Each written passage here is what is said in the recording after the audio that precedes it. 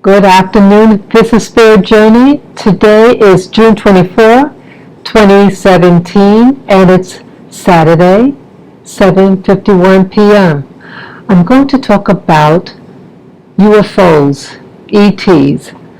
I personally haven't had any experience with ETs and the like, but I was prompted to do this video based on some videos that I saw on the topic and how some members of the Black community had responded, and some of them had responded in a negative way, and they were discussing this one particular video with the person's name is Norman Bergrun. Norman Bergrun, he used to work in the space agency, and he was being interviewed by Kerry Cassidy. She's with Project Camelot, and she interviews many people on some people call conspiracy theories, UFOs, you name it, she talks about it. She's of that genre. So I want to first show you the video that some of the Black YouTubers were responding to, and they felt that Kerry could have talked a little more about the subject. And this is the subject of Black ETs. Okay, so I have here videos that I'm going to play for you. Okay, and I chose her site. See, she's part of Project Camelot. This is Kerry Cassidy's website, her YouTube channel, okay? So rather than choosing snippets from other people's videos who showed this video that I'm going to show you, I want to go directly to the source who uploaded the video. Okay, so that's Project Camelot that features Kerry Cassidy, and she's interviewing this man here, Norman Bergrun. He wrote a book called Ringmakers of Saturn, and so they were discussing this book, and in the subject of the book, in the subject of UFOs and ETs, the subject of some of his personal experience on the subject. So here it goes. I put it to 53 and 21 seconds position. So at home, you could also go to this position and see the reference that I'm referring to. Okay, so here I go. At Alameda Naval Shipyard, and they have a picture there of I think it's the Apollo flight that Bugs and Neil were on. But anyway, there is one image there that shows Black people getting off. So people with dark skin getting off. Not dark, black. Black skin. Really black. Yeah. Were they tall? Yes. Very tall? Yeah. How tall? Do you know? Well, they got out the doorway. I don't know how high that is, but Well, what? I'd say 7 feet would be probably a conservative estimate. Have you heard about Clark McClellan's statement about that? No. Oh, you haven't? Have you ever been in touch with him? No. No? So that was the first video that I'm showing, and that part of the interview is what some Black YouTubers were concerned about, why it wasn't elaborated. But one thing I could say about it is that how Kerry is interviewing, she's neutral. She's not, throughout the whole interview, she's not stressing one thing or another, but she's information gathering, and how much more you're going to ask about how black something is. She asked. She said, "Oh, you mean dark-skinned people?" And then that's to get more information, make sure she understood him correctly. And he said, "No, I mean really, really dark black people." Okay, so there's nothing more to be said, and she then asked, he said about they being tall, and she said, okay, how tall? So some of the people who watched it were offended, and were disappointed that she didn't have him elaborate more. But I thought it was a fair interview. Again, he's 91 years old, and they talk about many subjects, many things within the ET community. But yes, I have to be honest, I did want to hear more about it, more about what they did when they got off again, this was a photo of black-skinned people coming off this particular craft. So he didn't actually see live people. He was responding to a photo that he saw that was in a room that he was at. Okay? So I want to show that. And then I started asking myself, when I saw Kerry's interview with Bergman, I started also asking questions about, well, how do people get in these jobs, these jobs in NASA, and how they get to meet all these people? And so this video that I'm doing is going to try to address that issue. And so in the second video that I want to show you, okay, this is another interview, and this gentleman's name that Kerry interviewed, his name is Clark McClelland, and he worked for NASA. And one thing that was interesting in this interview was that his whole family, he had 6 members of his family, relatives, all working for the space agency. Okay, so I just want to show you that. Oh, another thing I noticed, as an overcap to this whole video that I'm doing, with the whole subject of ETs and how it relates with blacks, people of color in general. Okay, one thing I noticed, that the people are white, they're of Northern European background, German, Anglo-Saxon. They tend to be Masons or Mormons even. A lot of the ABC agencies, the people are those things, they're Masons and they're Mormons. Another thing I noticed, I'm just looking at my notes here, that a lot of times their parents or relatives are like scientists, and that a lot of the children who claim to be abducted or something really different about them, you find out what the parents are. The parents are scientists. And I'm speculating with these parents being scientists that the parents might have been involved themselves with experimentation. Okay, and so who are you going to get subjects from? Well, you get members of the scientific community who already have, people go into these colleges, they get accepted into programs, and as you might have heard, that it's not what you know, it's who you know, who you're related to. And a lot of this video that I'm doing is really based on that. Are you of the family? Whose family? So you can find out more about doing these ET studies by examining yourself.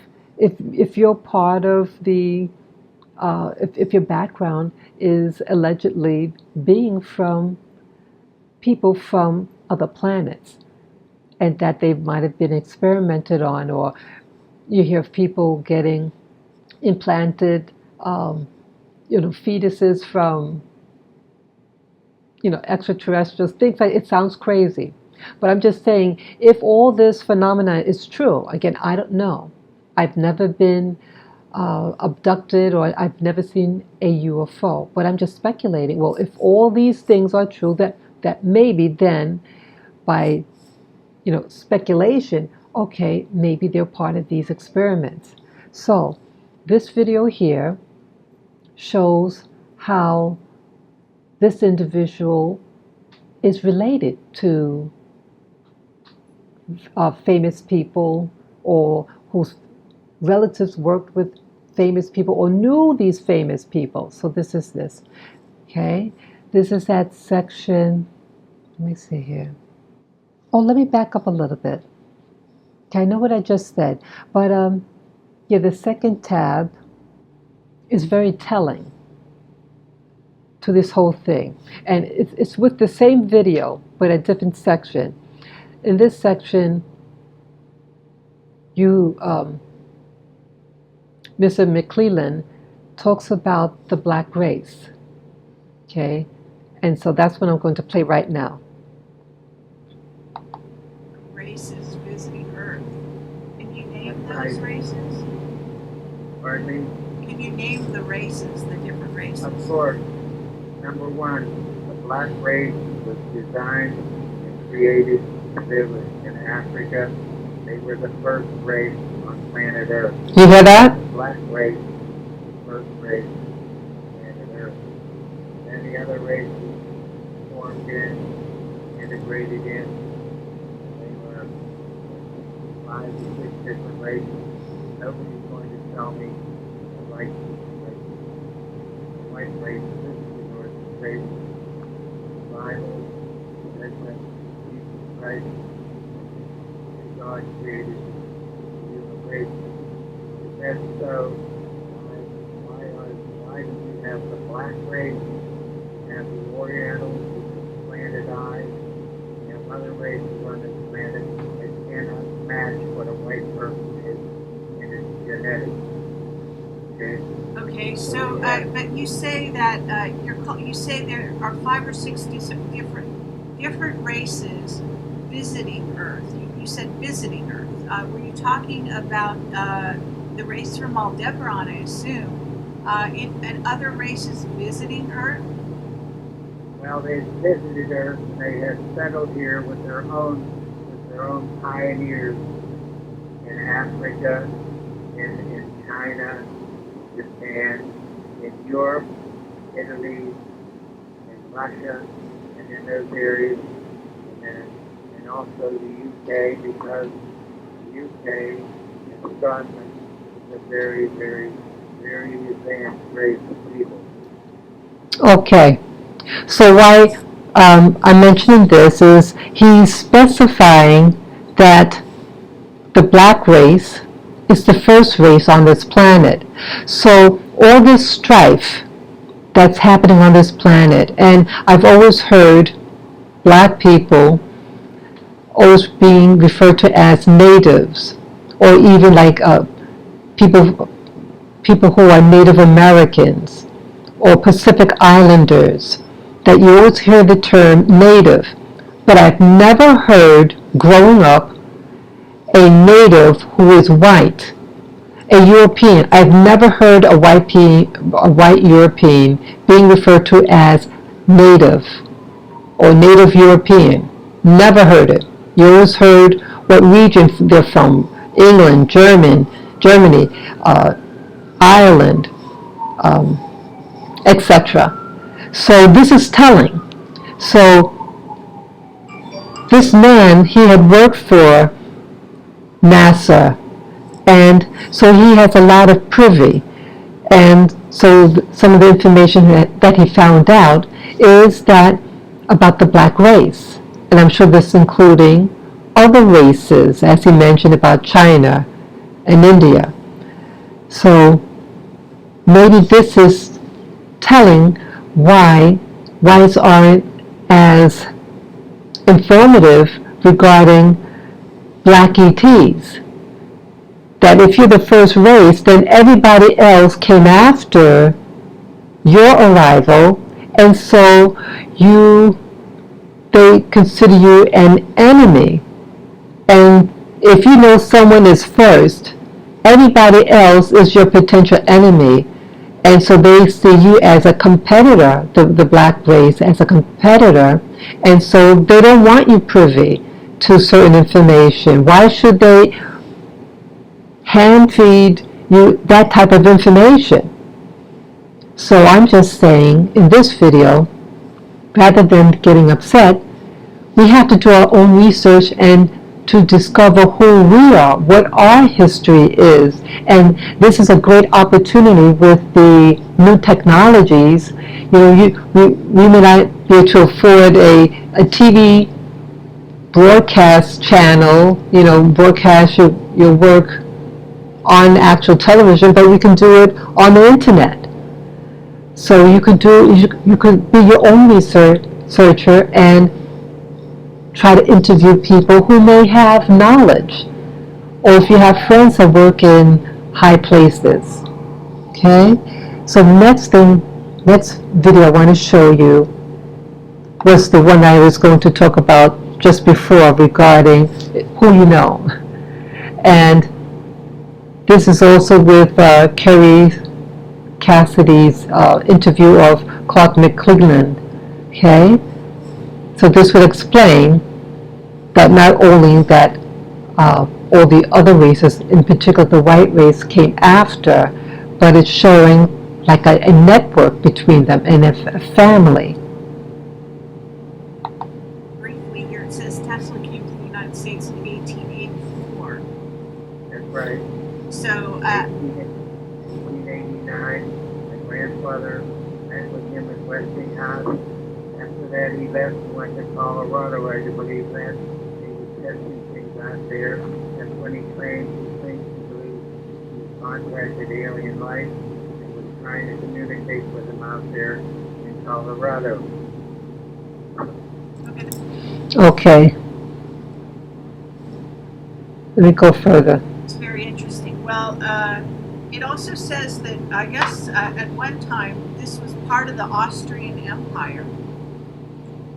Is that correct? It was part of the Austrian Empire one time, yes. Okay. My grandmother was from Vienna, Austria. My mother's mother. She was married to Joseph Sackovich Sr., who met Tesla. Well, it's interesting that they've been able to turn against you. Okay.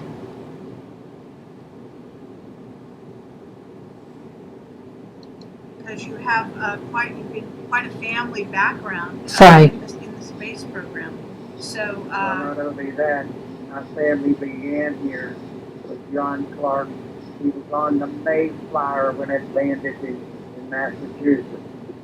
okay. So, Mm-hmm. and then our family came up from there. General George B. McClellan was the general of all the North Army during the Civil War.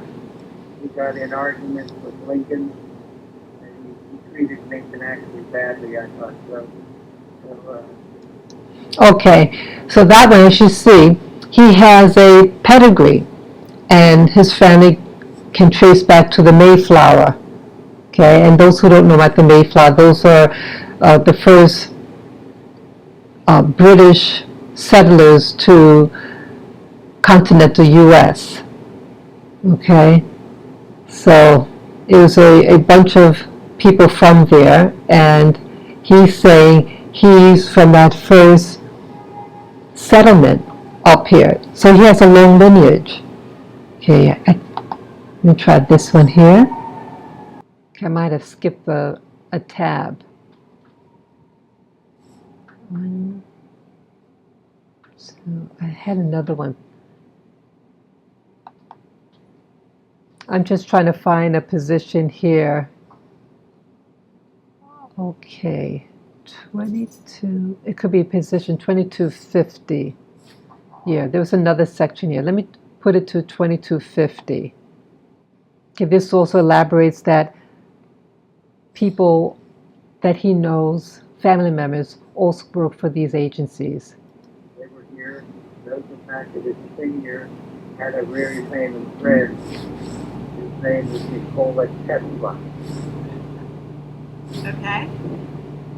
And he knew his friend. When his friend came over here and worked for Westinghouse in Pittsburgh, he was glad to visit him at his company, Westinghouse. And they would talk those old times about Europe and their old towns in Europe.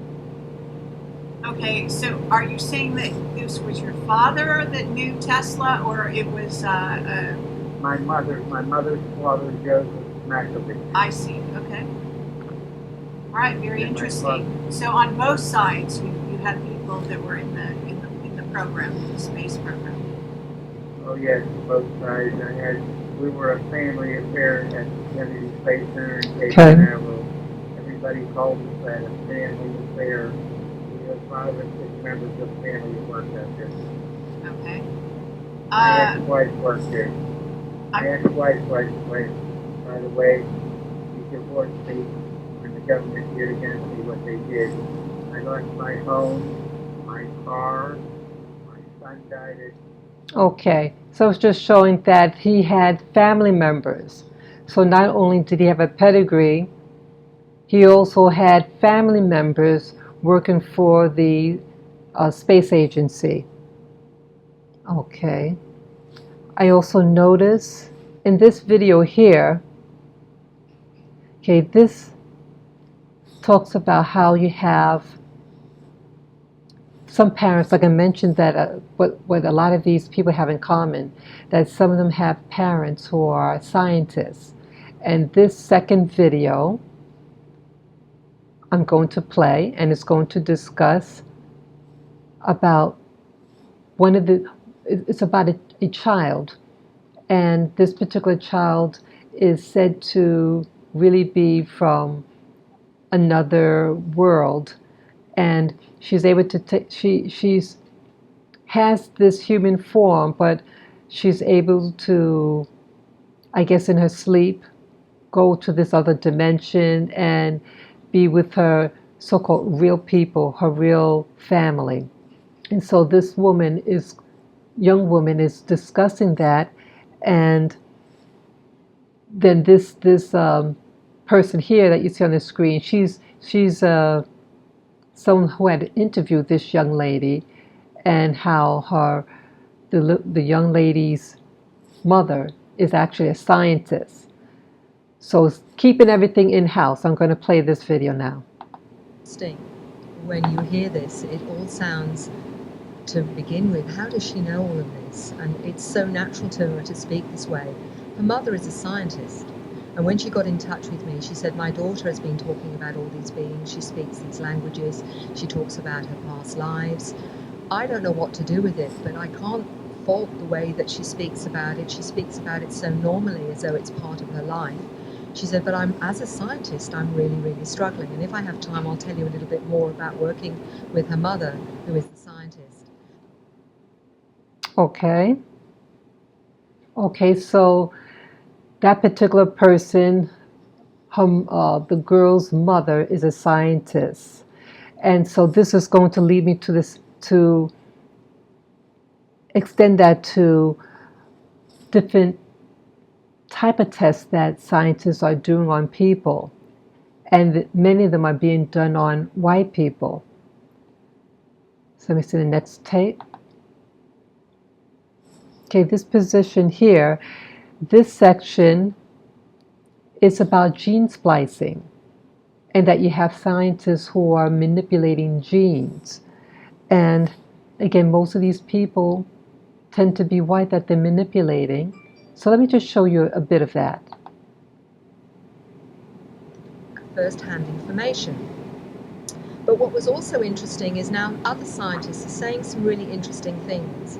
And this one is from Dr. Ken Miller, a professor of molecular biology, and he's saying this: the human genome differs from all other species on Earth. Segments of the human genome which have been fused, leaving trace evidence of extraction, inversion, and splicing of single genes back into the human genome.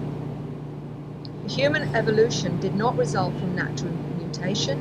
Homo sapiens has been the result of rapid transformation over the past 200,000 years.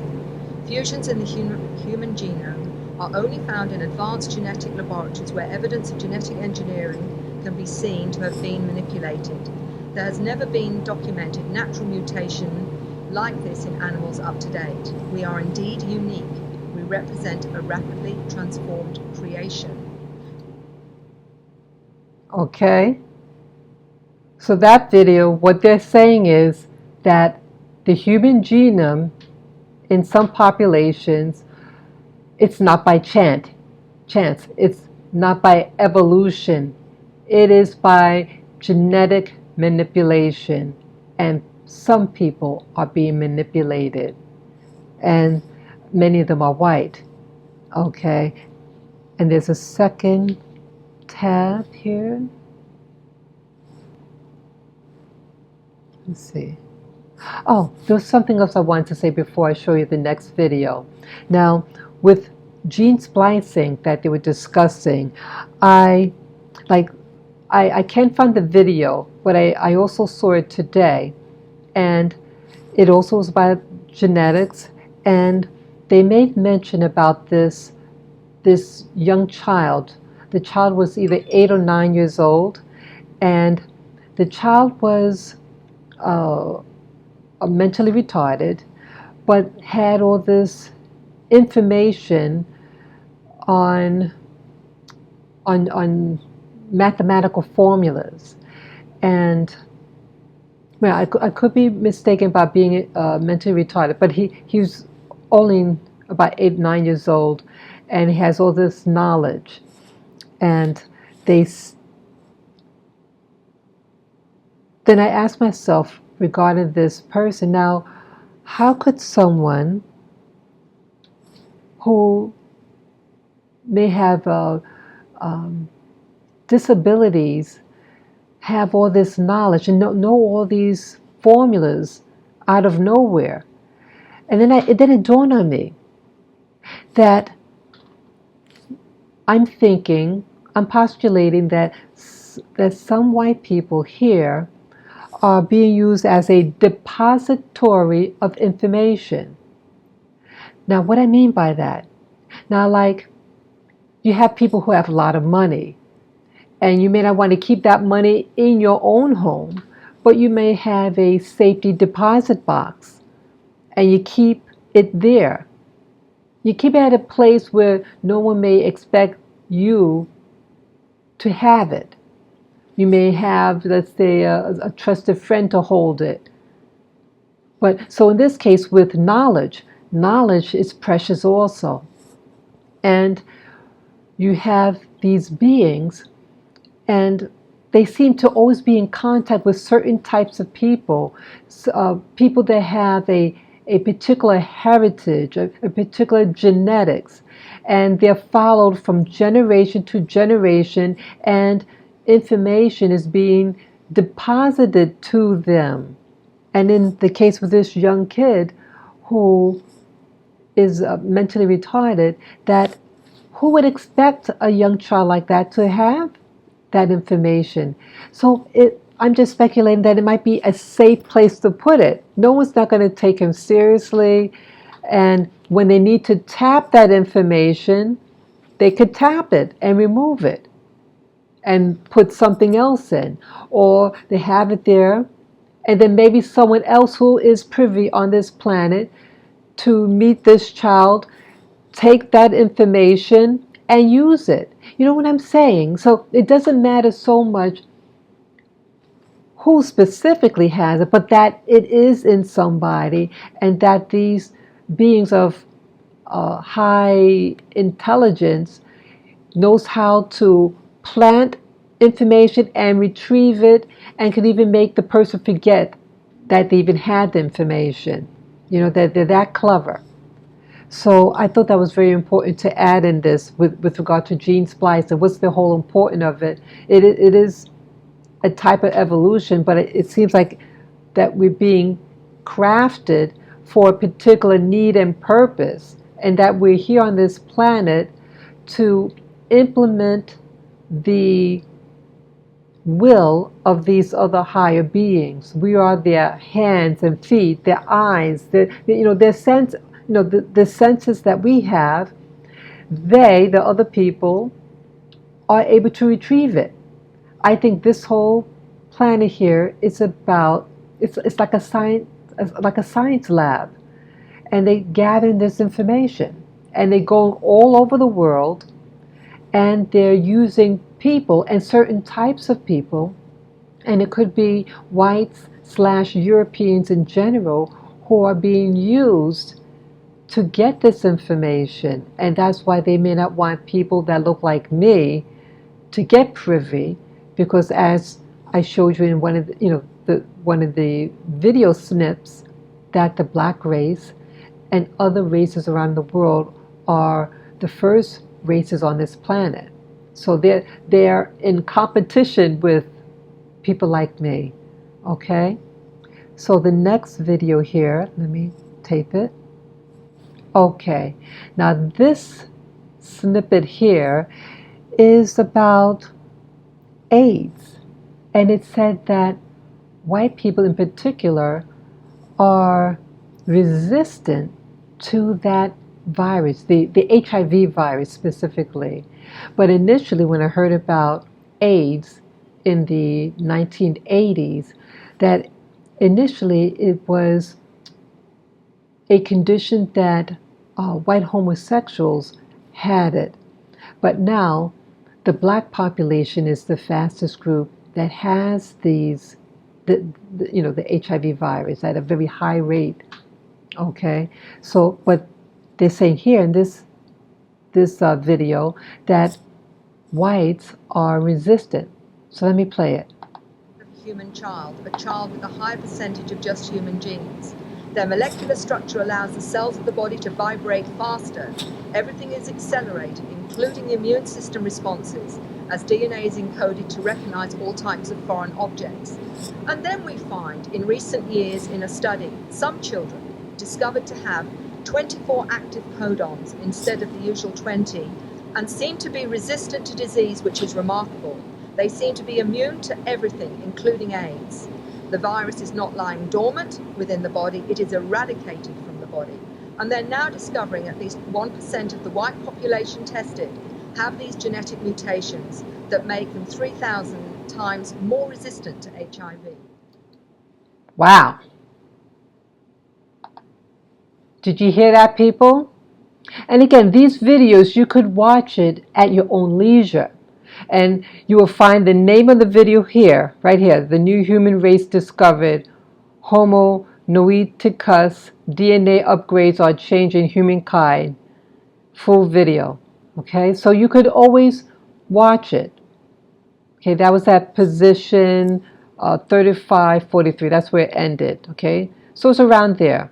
So you could just look at it at your own leisure. So why I included this in this video, that particular snippet, is that things happen for a reason. And when we hear that many black people have HIV and AIDS at the highest rate in the United States than any other group, even though it didn't originate with American blacks.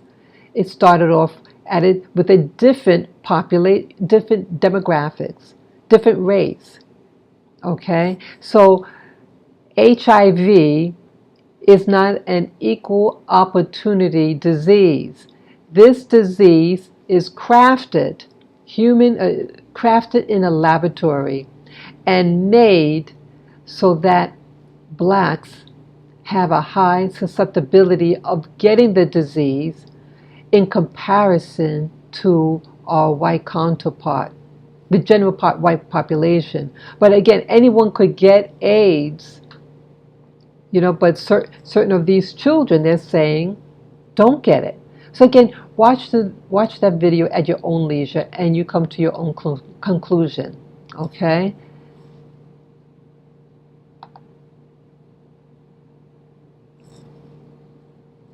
Okay.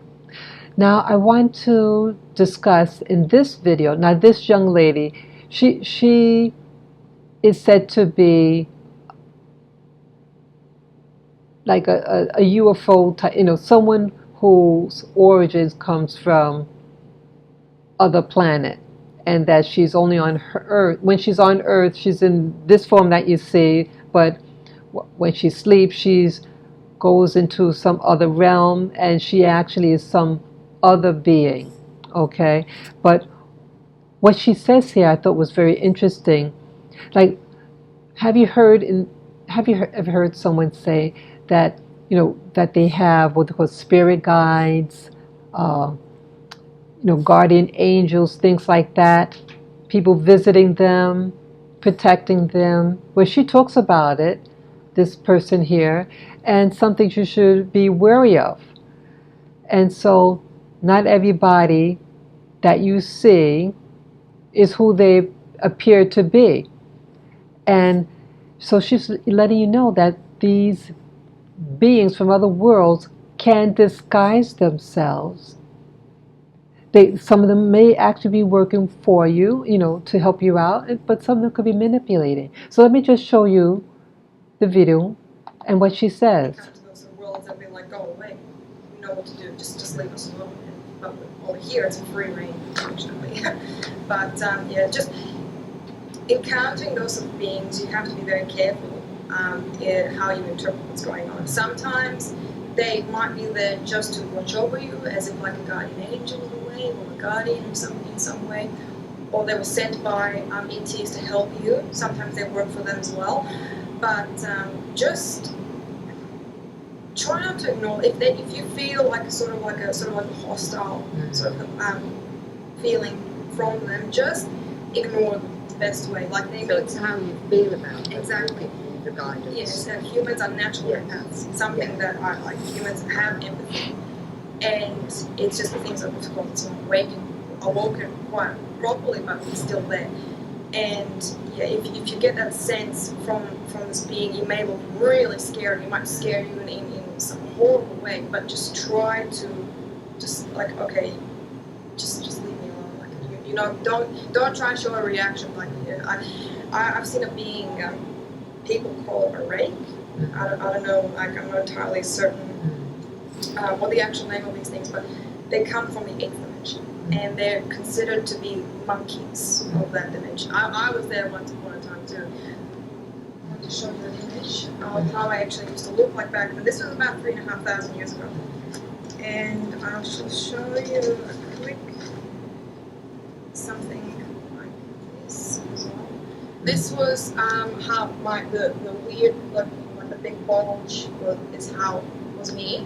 And the figure on the side is actually a form that I took up when I came to Earth, because I actually came to Earth to visit certain individuals that I've missed for so long. And I came to visit some family members, some friends I wanted to see, and so I had to take up a human form to be a bit more accepted, even though I still was unusual. So they said. Okay. So I felt that was important to include in this video, that she's saying that when she comes down here, she has to keep a different form, a more human-like form, because she doesn't want to frighten people that she knows. And she's saying that she's one of these big, this is her actual form here, and not this person here on the corner there. So not everything that you see is what it is. And so here we're doing, research and trying to find out what's going on. Well, in putting all these little pieces together, I am trying to connect the dots. And sometimes things are going on, and we might say, hey, how come we're not included in certain things? Well, the reason why we may not be included, because there is a network, and it's all about who you are, who you really are. And maybe this whole fight in this world is that we have beings, people of other worlds or dimensions, who have their goals that are being manifested and imposed on certain people here on this planet. That's based on what their genetics are, because they may be genetically modified to work for these people, and so they're being put into high positions many of them, as I said, they're Masons. They belong to certain, the ABC agencies. They're leaders. They're congressmen. They're rulers of different countries. All these things. So there's a genetic component, and they have a goal. And so maybe when they see people that look like me, or an African, or Native American, that they know that people like us are indigenous. And so maybe there is a natural enmity that they may have against us. But whatever what it is, try to find out who you are. And maybe in finding out more of who we are, we'll be able to find out what our purpose in life is and how to fight the system that may be oppressing you, keeping you down. So that's all that I have to say in this video. I know it's a little long, but let me know what you think, what your experiences are, and you could just write it below, comment section. You can share this video with friends and family members. You can subscribe to my channel, Spirit Journey. And as always, you can give me the thumbs up. So thank you again for watching this video. Take care and enjoy. Bye-bye.